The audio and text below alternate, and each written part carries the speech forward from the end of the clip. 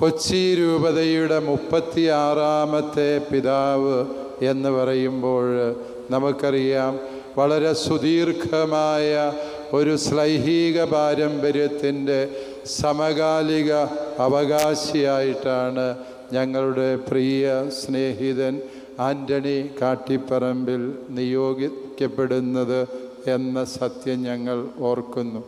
1557 സ്ഥാപിതമായ ഈ രൂപത പോൾ 4-ാമൻ മാർപ്പാപ്പായുടെ അനുഗ്രഹാശീർവാദത്തോടെ ആരംഭിച്ചു എന്ന് ചരിത്ര ഗ്രന്ഥങ്ങളിൽ നിന്ന് നമുക്ക് മനസ്സിലാക്കാൻ സാധിക്കും. 1329 ആരംഭിച്ചെങ്കിലും പിന്നീട് അത് യാഥാർത്ഥ്യവൽക്കരിക്കപ്പെടാതെ പോയ കൊല്ലം രൂപതയെ ഈ അവസരത്തിൽ നമുക്ക് ഓർമ്മിക്കേണ്ടതുണ്ട്. ഇന്ത്യയിലെ 2ാമത്തെ രൂപത എന്നാണ് കൊച്ചി രൂപത അറിയപ്പെടുക.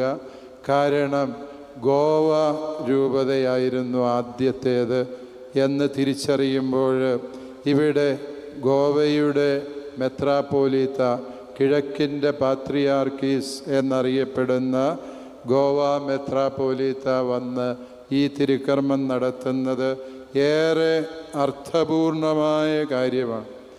കൊച്ചി രൂപത ഇവിടെ ആമുഖത്തിൽ സൂചിപ്പിച്ചതുപോലെ കേവലം കൊച്ചിയുടെ ചുറ്റുവട്ടങ്ങളിൽ ഒതുങ്ങുന്ന രൂപതയായിരുന്നില്ല എന്നും, ഈ രാജ്യം മുഴുവനുമല്ല, ബർമ്മയും സിലോണും ഉൾപ്പെടുന്ന ഏഷ്യയുടെ വലിയൊരു ഭാഗം വാസ്തവത്തിൽ ഈ രൂപതയുടെ ഭരണപരിധിയിലുണ്ടായിരുന്നു എന്ന് തിരിച്ചറിയുമ്പോൾ കൊച്ചി രൂപതയുടെ പ്രാധാന്യവും മഹത്വവും നമുക്ക് മനസ്സിലാക്കാൻ സാധിക്കും. 1572 മുതൽ ഏതാനും വർഷക്കാലം ഗോവയുടെ മെത്രാപ്പോലീത്ത സ്ഥാനം ഒഴിഞ്ഞുകിടന്നപ്പോൾ കൊച്ചിയിലെ മെത്രാനായിരുന്നു ഗോവയുടെ മെത്രാപ്പോലീത്ത സ്ഥാനം കൈയാളിയിരുന്നത് എന്ന് ചരിത്ര ഗ്രന്ഥത്തിൽ ഞാൻ വായിക്കുകയുണ്ടായി. ഗോവയിലെ മെത്രാൻ സ്ഥാനം ഒഴിഞ്ഞുകിടപ്പില്ല എന്ന് വെളിപ്പെടുത്താൻ വേണ്ടിയാണ് ഫിലിപ്പ് നേരി പിതാവ് ഇവിടെ വന്നത് എന്ന സത്യം ഞാൻ ഓർക്കുന്നു. പിതാവ് മലയാളത്തിൽ മനസ്സിലാകിയല്ലാത്തതുകൊണ്ടാണ് ഞാൻ സ്വതന്ത്രമായിട്ട് അത്രയും പറഞ്ഞത്. പ്രിയപ്പെട്ട ആൻ്റണി പിതാവ് വലിയ ഒരു ലെഗസിയുടെ പിന്തുടർച്ചക്കാരനാണ് എന്ന് വെളിപ്പെടുത്താൻ വേണ്ടിയാണ് ഞാൻ ഇത്രയും പറഞ്ഞത്. പ്രിയപ്പെട്ടവരെ, ഈ കൊച്ചി രൂപത മലയാള ഭാഷയ്ക്ക് വലിയ സംഭാവന നൽകിയ രൂപതയാണ്. മലയാളത്തിൽ ആദ്യമായൊരു പുസ്തകം രൂപപ്പെടുന്നത് ഈ കൊച്ചിയിൽ പ്രേക്ഷിത വേല നടത്തിയ വിശുദ്ധനായ ഫ്രാൻസിസ് സേവിയർ പുണ്യവാളൻ്റെ ക്രിസ്തീയ വിശ്വാസ സത്യങ്ങൾ എന്ന പുസ്തകമാണ് എന്ന് പറയുമ്പോൾ അത് മലയാള ഭാഷയ്ക്ക് എത്രമേൽ വലിയ ഒരു സംഭാവനയായിരുന്നു എന്ന് നമുക്ക് തിരിച്ചറിയാം. കൊച്ചിയുടെ ശ്രേഷ്ഠമായ പൈതൃകം പിന്നീട് പോർച്ചുഗീസ്, ഡച്ച്, ബ്രിട്ടീഷ് കോളനിവൽക്കരണത്തിൻ്റെ ഭാഗമായി അനേകം സംഘർഷങ്ങളിലൂടെ കടന്നു പോവുകയും അതിൻ്റെ ഫലമായി കൊച്ചിയുടെ ഭൂമിശാസ്ത്ര പരിധികൾ പുനർനിർണയിക്കപ്പെടുകയും ചെയ്തു എന്നുള്ളത് വസ്തുതയാണ്. ആ യാഥാർത്ഥ്യങ്ങളെയൊക്കെയും മനസ്സിൽ സൂക്ഷിച്ചുകൊണ്ട് പരിശുദ്ധ പിതാവ് ലയോ മാർപ്പാപ്പ നമുക്ക് പുതിയ ഒരിടയനെ നൽകിയിരിക്കുകയാണ്. ഒരിടയനെ കണ്ടെത്തുക എന്ന് പറയുന്നത് ഈ കാലഘട്ടത്തിൽ ഏറെ ശ്രമകരമായ കാര്യമാണ് എന്നുള്ളത് സത്യമാണ്. പരിശുദ്ധാത്മാവ് ഏറെ അധ്വാനം നടത്തേണ്ട ഒരു ശുശ്രൂഷയായി ഈ ഇടയനെ കണ്ടെത്തുക എന്ന് പറയുന്ന ശുശ്രൂഷ മാറിയിട്ടുണ്ട്. പക്ഷേ ഏറെ സമയമെടുത്തിട്ടാണ് എങ്കിലും വളരെയേറെ അന്വേഷണങ്ങളും പ്രാർത്ഥനകൾക്ക് ശേഷമാണെങ്കിലും നമുക്ക് ഏറ്റവും അനുയോജ്യനായ ഇടയനെ ദൈവം തന്നു എന്നുള്ളതാണ് സത്യം. അദ്ദേഹത്തിൻ്റെ പേര് ആൻ്റണി എന്നാണ്.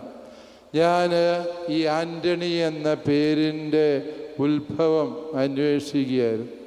അത് അദ്ദേഹത്തിൻ്റെ വ്യക്തിത്വവുമായി ചേർന്ന് നിൽക്കുന്നതാണ് എന്ന് ഞാൻ തിരിച്ചറിയുകയാണ്. ഗ്രീക്ക് ഭാഷയിൽ ആന്തോസ് എന്ന വാക്കിൽ നിന്നാണ് ആൻ്റണി എന്ന പദം വരിക. അതിൻ്റെ അർത്ഥം ഒരു പ്രാദേശിക പുഷ്പം എന്നാണ്.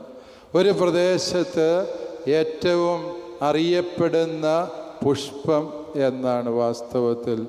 കൊച്ചി രൂപതയിൽ കൊച്ചിയുടെ മണമുള്ള, കൊച്ചിയുടെ സ്നേഹം ഹൃദയത്തിലേറ്റുവാങ്ങുന്ന ഒരു പ്രാദേശിക പുഷ്പമായി നമ്മുടെ പ്രിയപ്പെട്ട ആൻ്റണി കാട്ടിപ്പറമ്പിൽ അച്ഛൻ ഇന്ന് ഇവിടെ വിരിയുകയാണ്. തീർച്ചയായും ആ പേര് സൂചിപ്പിക്കുന്നത് പോലെ കൊച്ചിയിൽക്ക് സ്വന്തം എന്ന് പറയാവുന്ന ഒരു പിതാവ് നാളുകൾക്ക് ശേഷം ഇവിടെ അഭിഷേകം ചെയ്യപ്പെടുമ്പോൾ അതിൻ്റെ സന്തോഷം കൊച്ചിക്കാരുടെ മുഖത്ത് മാത്രമല്ല, അവരുടെ എഴുത്തുകളിലും സോഷ്യൽ മീഡിയയിലും എല്ലാം വളരെ ശക്തമായി ഞാൻ കാണുന്നുണ്ട്. സമീപകാലത്ത് മേൽപ്പട്ടക്കാർക്ക് സോഷ്യൽ മീഡിയയിൽ അത്ര നല്ല കാലമൊന്നും അല്ല എന്ന് ഞാൻ പറയാതെ നിങ്ങൾക്ക് അറിവുള്ള വസ്തുതയാണ്.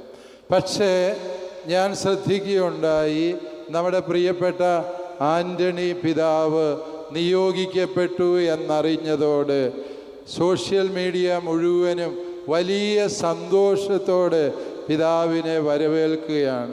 കൊച്ചിയിൽ നിന്ന് നിരന്തരമായി അത്ര നല്ലതല്ലാത്ത കാര്യങ്ങൾ എഴുതുന്നവർ പോലും ആൻ്റണി പിതാവിനെ കുറിച്ച് വളരെ ഭാവാത്മകമായി എഴുതുന്നത് കണ്ടപ്പോൾ, പ്രിയപ്പെട്ട ആൻ്റണി പിതാവേ, അങ്ങ് അനുഗ്രഹീതനാണ്. കാരണം അങ്ങേക്ക് വേണ്ടി ദൈവം ശരിയായി വഴിയൊരുക്കി എന്നും അങ്ങയുടെ തിരഞ്ഞെടുപ്പ് സ്വർഗത്തിൻ്റെ തിരഞ്ഞെടുപ്പാണ് എന്നുള്ളതിൻ്റെ സാക്ഷ്യമാണ് എന്നും ഓർക്കാം. ആൻ്റണി എന്ന അതിൻ്റെ ലാറ്റിൻ മൂലാർത്ഥം പരിശോധിച്ചാൽ ആന്തേ എന്ന വാക്കിൻ്റെ പദോൽപ്പത്തിയാണ്. അതിൻ്റെ അർത്ഥം വാസ്തവത്തിൽ എല്ലാറ്റിലും മൂല്യമുള്ളത് എന്നതാണ്. വാസ്തവത്തിൽ അതങ്ങനെ ആകട്ടെ എന്ന് സതീർത്ഥ്യനായ എനിക്ക് ആശംസിക്കാൻ സന്തോഷമേ ഉള്ളൂ.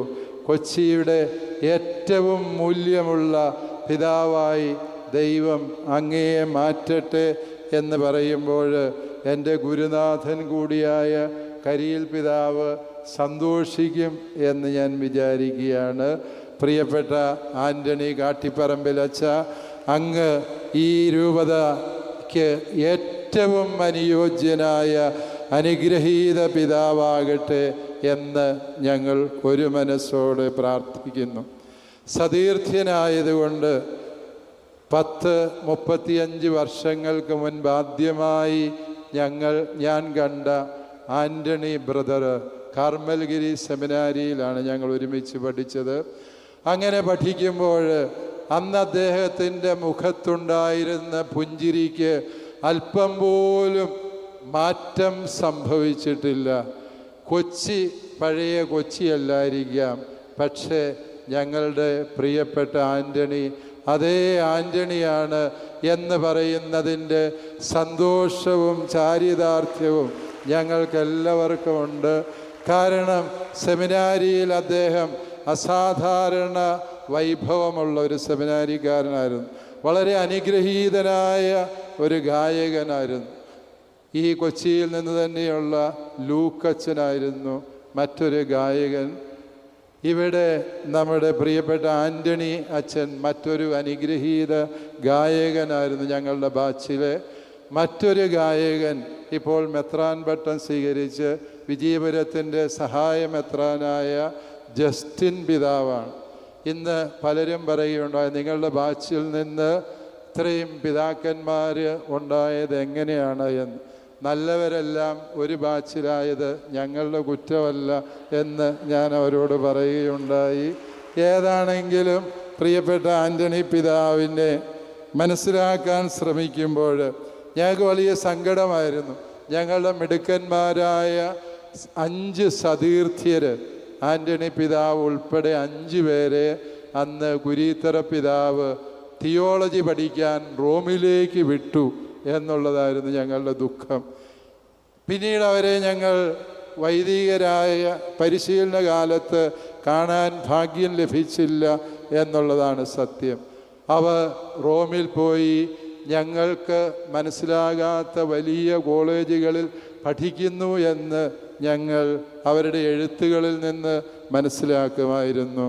നമ്മുടെ പ്രിയപ്പെട്ട ആൻ്റണി പിതാവ് വിശുദ്ധ ഗ്രന്ഥ വിജ്ഞാനീയത്തിലും കാനൻ നിയമത്തിലും ഉപരിപഠനം നടത്തിയ വ്യക്തിത്വമാണ്.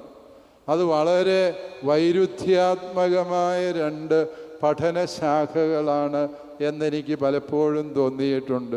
വിശുദ്ധ ഗ്രന്ഥം കരുതലും കരുണയും സ്നേഹവും കൊണ്ട് നിറയുമ്പോൾ കാനൻ നിയമം വളരെ കർക്കശമായ നീതിബോധത്തിൻ്റെ നിലപാടുകളാണ് വെളിപ്പെടുത്തുന്നത്. നീതിയും സ്നേഹവും തമ്മിൽ കണ്ടുമുട്ടുക, അത് വളരെ അത്ഭുതാവഹമായൊരു കണ്ടുമുട്ടലാണ്. സങ്കീർത്തനത്തിൻ്റെ 85-ാം സങ്കീർത്തനത്തിൻ്റെ 11-ാം വചനം അങ്ങനെ ഒരു കണ്ടുമുട്ടലിനെ കുറിച്ച് പറയുന്നുണ്ട്. കാരുണ്യവും നീതിയും തമ്മിൽ ആശ്ലേഷിച്ചു, സ്നേഹവും സമാധാനവും തമ്മിൽ ചുംബിച്ചു. അപ്പോൾ എന്തുണ്ടായി എന്നുകൂടി പറയുന്നുണ്ട്.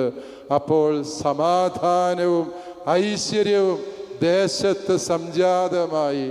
പ്രിയപ്പെട്ട ആൻ്റണി പിതാവേ, അങ്ങയുടെ ഈ വിജ്ഞാന പരത, അത് വിശുദ്ധ ഗ്രന്ഥത്തിൻ്റെ കാരുണ്യവും കാനൻ നിയമത്തിൻ്റെ നീതിബോധവും ചേർന്നപ്പോൾ ഈ കൊച്ചിയിൽ ശരിക്കും ഐശ്വര്യവും സമാധാനവും കൈവരും എന്ന് ഞങ്ങൾ വിശ്വസിക്കുന്നു, ആശംസിക്കുന്നു. അതിനായി ഹൃദയപൂർവ്വം പ്രാർത്ഥിക്കുന്നു. സ്നേഹിക്കാൻ മാത്രമറിയാവുന്ന കാപട്യങ്ങളില്ലാത്ത മനുഷ്യനാണ് പ്രിയപ്പെട്ട ആൻ്റണി പിതാവ് എന്ന് സാക്ഷ്യപ്പെടുത്തുന്നതിൽ എനിക്ക് വളരെ സന്തോഷമേ ഉള്ളൂ. കാരണം അദ്ദേഹത്തിന് സ്നേഹിക്കാൻ മാത്രമേ അറിയത്തുള്ളൂ. ഒരു മെത്രാൻ എന്ന ഭരണകർത്താവിന് സ്നേഹം മാത്രം പോരാ, അത് അപകടകരമായി തീരും എന്ന് വിശുദ്ധ ആഗസ്തീനോസ് പുണ്യാളൻ പറയുന്നുണ്ട്. ഈശോയെക്കുറിച്ച് പറയുമ്പോൾ വിശുദ്ധ ആഗസ്തീനോസ് ഈശോയുടെ പാപം ഇങ്ങനെയാണ് പറയുന്നത്: പെക്കാത്തും തൂവും എസ്ത് അമോർ തൂസ് എന്ന് പറയും. കർത്താവെ, അങ്ങയുടെ ഏക കുറവ് എന്ന് പറയുന്നത് അങ്ങേക്ക് സ്നേഹിക്കാൻ മാത്രമേ അറിയത്തുള്ളൂ എന്നുള്ളതാണ്. പ്രിയപ്പെട്ട ആൻ്റണി പിതാവേ, അതൊരു കുറവല്ല. ആരെല്ലാം നമ്മളെ അധിക്ഷേപിച്ചാലും ഒറ്റപ്പെടുത്തിയാലും സ്നേഹത്തിൻ്റെ ദിവ്യമായ ഈ തിരുനാളത്തിനല്ലാതെ മറ്റൊന്നിനും ഈ ഇടയ ശുശ്രൂഷ അർത്ഥപൂർണമായി മുന്നോട്ട് കൊണ്ടുപോകാൻ പറ്റില്ല എന്ന് ദൈവം അങ്ങയെ പഠിപ്പിക്കും എന്നെനിക്ക് ഉറപ്പുണ്ട്. പ്രിയപ്പെട്ട പിതാവേ, അങ്ങ് എല്ലാവരോടും സ്നേഹത്തോടെ എല്ലാവരെയും സഹകരിപ്പിച്ച് മുന്നോട്ട് കൊണ്ടുപോകാൻ കഴിവുള്ള പിതാവാണ് എന്നെനിക്കറിയാം. ആൻ്റണി പിതാവ്, അദ്ദേഹത്തിൻ്റെ പുഞ്ചിരിക്കുന്ന മുഖം സ്വതവേ സുന്ദരമായ മുഖമാണ്. ഏതോ ഒരു ഇംഗ്ലീഷ് കവിതയിൽ ഞാൻ വായിച്ചിട്ടുണ്ട്, you become really handsome when you join your hands with someone. നീ മറ്റൊരാളുമായി കൈകോർക്കുമ്പോഴാണ് നീ യഥാർത്ഥത്തിൽ സുന്ദരനാകുന്നത് എന്ന് ആൻ്റണി പിതാവിൻ്റെ ഇടയ ശുശ്രൂഷ ഒരിക്കലും ഏകാധിപത്യത്തിൻ്റെയോ താൻ പോരിമയുടേതോ ആകില്ല എന്നെനിക്ക് ഉറപ്പുണ്ട്. കാരണം അദ്ദേഹം എല്ലാവർക്കും വേണ്ടി എല്ലാവരോടും ആലോചിച്ച് എല്ലാവരുടെയും വികാരങ്ങളെ മാനിക്കാൻ കഴിവുള്ള പിതാവാണ് എന്ന് സതീർത്ഥ്യനായ എനിക്ക് സാക്ഷ്യപ്പെടുത്തുന്നതിൽ സന്തോഷമുണ്ട്. ഞാൻ ദീർഘിപ്പിക്കുന്നില്ല. മെത്രാൻ സ്ഥാനം എന്ന് പറയുന്നത് ഈ ആടയാഭരണങ്ങളുടെ ആലഭാവങ്ങൾക്കപ്പുറത്ത് അതിൽ വലിയൊരു ത്യാഗമുണ്ട്, സഹനമുണ്ട് എന്ന സത്യം പ്രിയപ്പെട്ട ആൻ്റണി പിതാവെ അങ്ങേക്കറിയാം എന്നെനിക്ക് ഉറപ്പുണ്ട്. കാരണം മെത്രാൻ്റെ ഹൃദയം പിളർന്ന് മാത്രമേ ഒരു ദേശത്ത് സഭ ജനിക്കുകയുള്ളൂ എന്ന് സഭാപിതാക്കന്മാരുടെ ശക്തമായൊരു പ്രബോധനമുണ്ട്. യോഹന്നാൻ്റെ സുവിശേഷം 19:35 പടയാളികൾ ഒരുവൻ അവൻ്റെ തിരുവിലാവിൽ കുന്തം കൊണ്ട് കുത്തി, ഉടനെ അവിടെ നിന്ന് രക്തവും വെള്ളവും ഒഴുകി എന്ന വചനത്തെ വ്യാഖ്യാനിക്കുമ്പോൾ വിശുദ്ധ അഗസ്തീനോസ് പറയുന്ന സത്യമതാണ്. ഒരു മെത്രാൻ്റെ ഹൃദയം പിളർന്നെങ്കിൽ മാത്രമേ, ആ മെത്രാൻ്റെ ചോരയും കണ്ണുനീരും വിയർപ്പും വീഴുമ്പോൾ മാത്രമേ ആ പ്രദേശത്തെ സഭ തഴച്ചു വളരുകയുള്ളൂ. ശരിക്കും ദൈവം ഈ സ്ഥാനം നൽകിക്കൊണ്ട് നമ്മളോട് ആവശ്യപ്പെടുന്നത് ഒരുപാട് ഹൃദയവേദനയുടെ, ഭാരപ്പെടുത്തുന്ന, നൊമ്പരപ്പെടുത്തുന്ന, കണ്ണീരിൻ്റെ, വിയർപ്പിൻ്റെ ജീവിതം നയിക്കാനാണ് എന്നുള്ള സത്യം പ്രിയപ്പെട്ട ആൻ്റണി പിതാവെ അങ്ങയുടെ ഹൃദയത്തിലുണ്ടാവട്ടെ എന്ന് ഞാൻ ആശംസിക്കുന്നു. കൊച്ചിയിലെ അച്ഛന്മാരെല്ലാവരും വളരെ നല്ലവരാണ് എന്നാണ് എൻ്റെ വിശ്വാസം. എനിക്കറിയാവുന്ന കൊച്ചിക്കാരച്ഛന്മാരെല്ലാം വളരെ നന്മ നിറഞ്ഞ വൈദികരാണ്. എന്നാലും പിതാവിൻ്റെ ജീവിതം സ്വസ്ഥമാകും എന്നെനിക്ക് ഒരു ഉറപ്പുമില്ല. കാരണം എന്ത് എന്ന് ചോദിച്ചാൽ ആളുകൾക്ക് കാര്യം മനസ്സിലായപ്പോൾ തന്നെ ഏതാണെങ്കിലും എത്ര അത് ആരുടെയും നന്മയുടെ കുറവല്ല. ദൈവം ഈ ശുശ്രൂഷയിൽ നമുക്കായി കരുതി വെച്ച സഹനത്തിൻ്റെ മുറിപ്പാടുകളെ അത് നാം വ്യക്തി ജീവിതത്തിൽ അറിഞ്ഞ് അനുഭവിച്ച് ആ കുരിശ് ചുമന്നേ പറ്റുകയുള്ളൂ എന്ന സത്യം ഓർക്കുക. വിശുദ്ധ അഗസ്തീനോസ് പുണ്യവാളൻ ഈ വചനം വ്യാഖ്യാനിച്ചുകൊണ്ട് മെത്രാൻ സ്ഥാനത്തെക്കുറിച്ച് പറയുന്ന ഒരു പ്രസ്താവന അത് വളരെ ആഴമുള്ള ചിന്തയാണ്. നിഹിൽ ഡിഫീച്ചിലിയൂസ്, നിഹിൽ ലബോറിയൂസ്, നിഹിൽ പെരിക്കുലോസ് എപ്പിസ്കോപ്പോ എന്നാണ്. ഇത്രയും ബുദ്ധിമുട്ടുള്ളത്, ഇത്രയും അപകടം പിടിച്ചത്, ഇത്രയും പ്രയാസകരമായ ഒരു ജോലി ദൈവത്തിന് മറ്റൊരാളെ ഭരമേൽപ്പിക്കാനില്ല എന്ന് പറഞ്ഞത് ഹിപ്പോയിലെ മെത്രാനായ വിശുദ്ധ അഗസ്റ്റിനാണ് എന്നുള്ളത് പ്രിയപ്പെട്ട ആൻ്റണി പിതാവെ അങ്ങയുടെ ഹൃദയത്തിലുണ്ടാകട്ടെ. ആർദ്രമായ അങ്ങയുടെ ഹൃദയം ഏറെ സന്തോഷത്തിൻ്റെയും നന്മയുടേതുമാണ് എന്ന് ഞങ്ങൾക്കറിയാം. മറ്റുള്ളവരുടെ കണ്ണുനീരിനെ വിലമതിക്കുന്നവർക്ക് മാത്രമേ ദൈവം അവൻ്റെ കണ്ണുനീരിനെ വിലമതിക്കൂ എന്ന് യഹൂദ റബ്ബിയുടെ ഒരു ചിന്ത ഞാൻ വായിച്ചിട്ടുണ്ട്. ബാബിലോണിയൻ താൽമൂദിൽ ഇപ്രകാരം വിവരണം പറയുന്നുണ്ട്. അബ്രാഹത്തോട് ദൈവം എന്തുകൊണ്ടാണ് തൻ്റെ മകനെ കൊണ്ടുപോയി ബലിയർപ്പിക്കാൻ പറഞ്ഞത്? അതൊരു ക്രൂരമായ പ്രസ്താവനയാണ്. ദൈവമായ കർത്താവ് അങ്ങനെ പറഞ്ഞതിൻ്റെ കാരണം യഹൂദ റബ്ബി വ്യാഖ്യാനിക്കുന്നത് ഇങ്ങനെയാണ്. ആ റബ്ബി പറയുകയാണ്, തൻ്റെ കുടുംബത്തിൽ തൻ്റെ കുഞ്ഞിനെ പ്രസവിച്ച് വളർത്തിയ ഹാഗാറിൻ്റെ കണ്ണുനീരിനെ, അവളുടെ അനാഥമായി പോകുന്ന കുഞ്ഞിൻ്റെ നിലവിളിയെ പരിഗണിക്കാതെ അബ്രാഹം നിസ്സംഗനായി നോക്കി നിന്നു. അതിന് ദൈവം കൊടുത്ത ശിക്ഷയാണ്. കണ്ണുനീരിൻ്റെ വില എന്തെന്ന് നീ അറിയണം, അതിന് നീ മോറിയ മല കയറണമെന്ന്. പ്രിയപ്പെട്ട ആൻ്റണി പിതാവെ, അപരൻ്റെ കണ്ണുനീരിനെ വിലമതിക്കാനുള്ള കഴിവ് അത് നമ്മുടെ കണ്ണുനീരിനെ ദൈവം വിലമതിക്കും എന്നുള്ളതിൻ്റെ സൂചനയാണ്.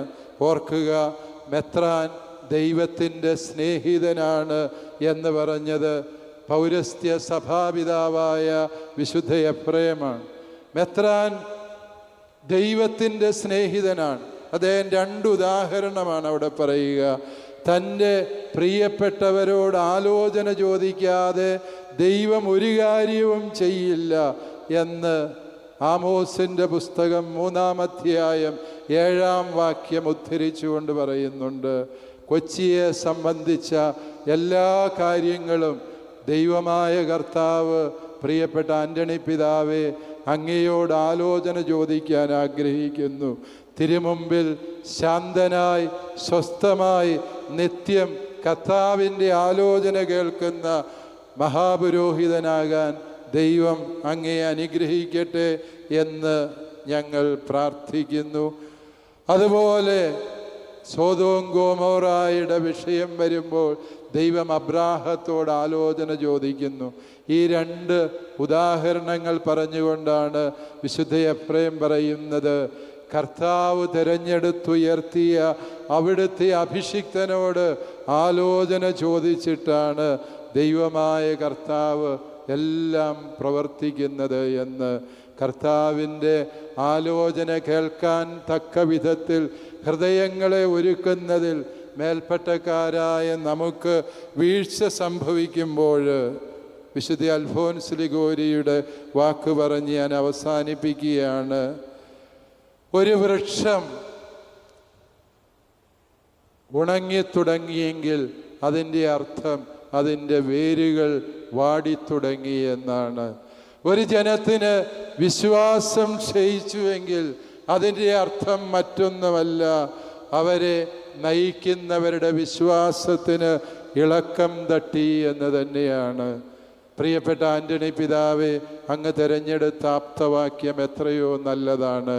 ഗ്രാസിയ ദേയി ഇത് കോതുസും എന്നാണ്. ഞാൻ എന്തായിരിക്കുന്നുവോ അത് ദൈവകൃപയാലാണ്. ആ തിരുവചനമാകട്ടെ അങ്ങയുടെ ജീവിതം. അമലേക്യരുമായുള്ള യുദ്ധത്തിൽ ജനത്തിന് വേണ്ടി വിജയത്തിനായി കൈവിരിച്ച് പിടിച്ചു നിന്ന് പ്രാർത്ഥിച്ച മോശ അങ്ങേക്ക് മാതൃകയാകട്ടെ. ജലമില്ലാതെ ജനം നിലവിളിച്ച് കരഞ്ഞപ്പോൾ സമാഗമ കൂടാരത്തിൻ്റെ മുമ്പിൽ നെഞ്ചത്തടിച്ച് വാവിട്ട് നിലവിളിക്കുന്ന മോശയും അഹറോനും അങ്ങയുടെ ഈ മാധ്യസ്ഥ ശുശ്രൂഷയ്ക്ക് മാതൃകയാകട്ടെ എന്ന് ഞങ്ങൾ ഹൃദയപൂർവ്വം പ്രാർത്ഥിക്കുന്നു. നമ്മൾ മാധ്യസ്ഥ്യത്തിൻ്റെ ശുശ്രൂഷയിൽ വിഘ്നം വരുത്തുമ്പോൾ നഷ്ടം നമ്മുടെ ജനത്തിനാണ് എന്ന തിരിച്ചറിവ് അങ്ങയുടെ ഈ ദൈവാശ്രയ ബോധത്തെ കൂടുതൽ ഉന്മേഷമുള്ളതാക്കട്ടെ എന്ന ആശംസയോടെ പ്രാർത്ഥനയോടെ ഇവിടെ ആയിരിക്കുന്ന എല്ലാവരുടെയും ഹൃദയ വിചാരങ്ങൾ ചേർത്ത് വെച്ചുകൊണ്ട് പ്രിയപ്പെട്ട ആൻ്റണി പിതാവെ അങ്ങേക്ക് എല്ലാ നന്മകളും ദൈവാനുഗ്രഹങ്ങളും. പ്രിയപ്പെട്ട കൊച്ചി രൂപതാംഗങ്ങളെ, നിങ്ങൾ പുണ്യപ്പെട്ട ജനതയാണ്, ഭാഗ്യപ്പെട്ട ജനമാണ്. കാരണം ദൈവം നിങ്ങൾക്ക് നിങ്ങളുടെ ഹൃദയത്തിന് ചേർന്ന ഇടയനെ നൽകിയിരിക്കുന്നു. ദൈവ തിരുനാമത്തിന് മഹത്വമുണ്ടാകട്ടെ.